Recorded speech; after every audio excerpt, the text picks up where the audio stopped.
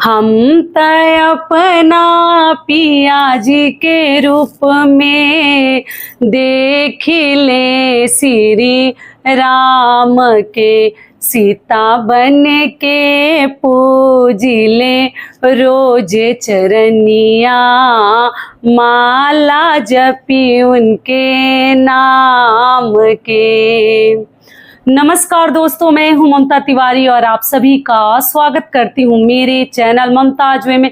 कैसे हैं आप सब? तो ये बताने के लिए कमेंट बॉक्स में जय माता दी हमेशा की तरह जरूर लिखे। तो चलिए दोस्तों, आज का ये वीडियो बहुत अधिक महत्वपूर्ण है और वट सावित्री को लेकर है। कई ऐसे छोटी छोटी महत्वपूर्ण बातें हैं जो जानना बेहद जरूरी है और आप लोगों के कुछ प्रश्न भी है वो भी जानेंगे साथ में। तो आप लोग बने रहिए मेरे साथ मेरे चैनल पर। अगर आपको मेरा वीडियो पसंद आता है तो प्लीज आप मेरे चैनल को सब्सक्राइब कर दीजिएगा, पहली बार आए हैं तो, और वीडियो को लाइक कर दीजिएगा, बेल आइकन को प्रेस कर दीजिएगा, जिससे कि मेरे वीडियो के नए नोटिफिकेशन आप सभी के पास सबसे पहले पहुंचे। तो चलिए शुरू करते हैं और सभी महत्वपूर्ण बातें जान लेते हैं।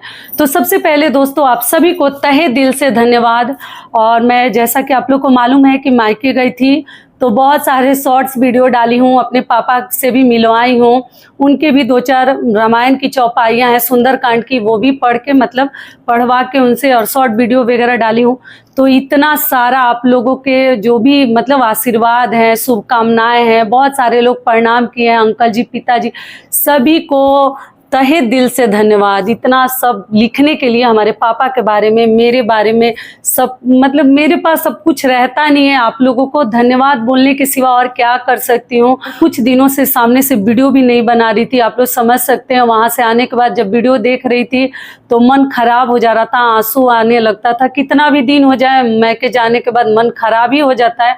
और इधर मेरे बेटा को भी जाना था, सैनिक स्कूल में पढ़ता है, आप लोग को मालूम ही है, तो उसी में बहुत अधिक व्यस्त थी। कोशिश करती हूँ कि सामने से बनाऊँ, आप लोग पूछने लगती हैं, लेकिन बहुत समझिएगा कि दीदी कहीं ना कहीं व्यस्त है तभी नहीं बना रही है या कमेंट का रिप्लाई नहीं दे रही है। तो यही सोची कि आप लोगों को धन्यवाद कर दूं और ये सभी चीज़ें बता दूं। ऐसे मेरी बहनें बहुत समझती हैं मुझे लेकर और मेरे बारे में कि दीदी जरूर कहीं ना कहीं परेशान है, बिजी है। ऐसे रात में देखिए कोशिश करती हूँ कि आप लोग जितने प्रश्न किए हैं सबका कमेंट्स का रिप्लाई देकर ही मैं सोऊं। तो चलिए अब आगे जान लेते हैं वीडियो के बारे में। तो सबसे पहले दोस्तों आपको बता दूं, इस वर्ष 2024 में वट सावित्री का व्रत हमें कब रखनी है? 6 जून को, दिन है गुरुवार। ऐसे कई वीडियोज डाल चुकी हूँ, पूजा विधि भी करके दिखा चुकी हूँ और भी मासिक धर्म पीरियड के लिए आप लोग पूछे थे, हर चीज बता चुकी हूँ।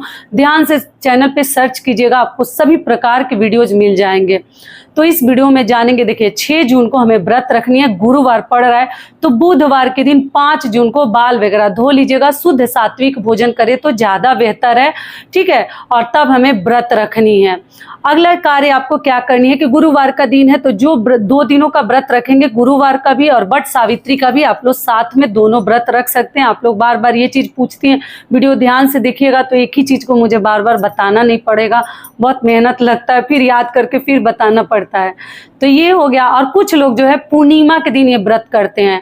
तो 1-2 बहन का प्रश्न आया, दीदी उस समय क्या हम कर लेंगे? हम अमावस्या पर ही करते हैं वट सावित्री का व्रत, तो पूर्णिमा पर कर लेंगे, अभी हम शुद्ध नहीं है। तो जी नहीं, कोई भी आपको चेंजिंग नहीं करनी है, जैसे आप लोग करते आ रही हैं ठीक उसी प्रकार से कीजिएगा, कुछ नया ना करें। मेरे कहने का मतलब है सुहाग के व्रत में या कोई भी व्रत में हमें रिस्क नहीं लेनी चाहिए, नया कुछ अपने तरफ से करने की कोशिश ना करें, ठीक है। चलिए आप जान लेते हैं, आप लोगों के कुछ महत्वपूर्ण सवाल है। देखिए पूजा पाठ तो हमें करनी ही है, और आप लोग पूछेंगे दीदी व्रत ना रख के केवल पूजा करके आ सकते हैं, बहुत मन हो रहा है, तो जी बिल्कुल, शारीरिक क्षमता को देखते हुए आप लोग केवल पूजा पाठ करके परिक्रमा फेरी लगा कर भी ये व्रत कर सकते हैं, पति पूजन कर सकते हैं। व्रत रखने की कोई जरूरत नहीं है। अगर आपका मन ठीक नहीं है, शरीर ठीक नहीं है या रखने का मन नहीं है तो देख लीजिएगा, ठीक है। ऐसे 3 प्रकार से व्रत रखा जाता है, 4 प्रकार से मैं बता चुकी हूँ कई वीडियोज में।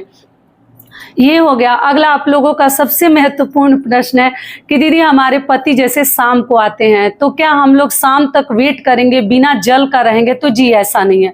और जिनके दूर रहेंगे क्या वो उतने दिन बिना पानी का कैसे रहेंगे? तो आपको जल ग्रहण कर लेनी है, शाम को पति आएंगे फिर पति पूजन कर लीजिएगा। पंखा उनको मतलब हवा कर दीजिएगा और उसके बाद से चरण स्पर्श करके तिलक चंदन लगा के कलावा वगैरह बांध दीजिएगा। तो ऐसा कुछ नहीं है, आप पूजा पाठ करके आके अगर पति घर में है तो पहले तो पति पूजन कर लीजिए, अगर नहीं है तो जब आएंगे तभी कीजिएगा। आप अपना फल फलाहार या मीठा भोजन या जो खाती हैं आप लोग देख लीजिएगा और तब आप लोग खा लीजिएगा, जल ग्रहण कर लीजिएगा। आपको प्यास मतलब प्यासे रहने की कोई ज़रूरत नहीं है। और अगला महत्वपूर्ण प्रश्न क्या है कि जैसे हम पानी पीकर क्या फेरी लगा सकते हैं, तो देखिएगा लास्ट वीडियो में ये चीज़ समझा चुकी हूँ कि जी बिल्कुल जितना रहा जाता है, जितना सहन होता है उतना ही कीजिएगा, कोई जोर जबरदस्ती नहीं है। जिस विधि से आपको मतलब आपसे सहन होता है उसी विधि से रखिए। जल पीकर भी आप फेरी लगा सकते हैं और जल बिना पिए भी फेरी लगाकर आकर भी आप लोग जल ग्रहण कर सकते हैं। ठीक है, बातों को ध्यान से समझिएगा। और अगला क्या है कि दीदी नई साड़ी क्या जरूरी है? बिल्कुल जरूरी नहीं है। पहनी धुली हुई साड़ी चाहिए, स्वच्छ चाहिए, उस पर कुछ खाए पिए ना हो, वही साड़ी आप लोग ले लीजिएगा। और मासिक धर्म में भी ये व्रत आप लोग उठा सकते हैं। और पहली बार कई लोगों का सवाल है कि दीदी हम पहली बार क्या ये व्रत कर सकते हैं? बिल्कुल इस साल उठा लीजिए। लेकिन जिनके यहाँ मान लीजिए कि जैसे शुक्र अस्त बोल रहे हैं, तारे अस्त बोल रहे हैं, नहीं उठाया जाता, तो आप अपने घर की परंपरा जरूर देख लीजिएगा।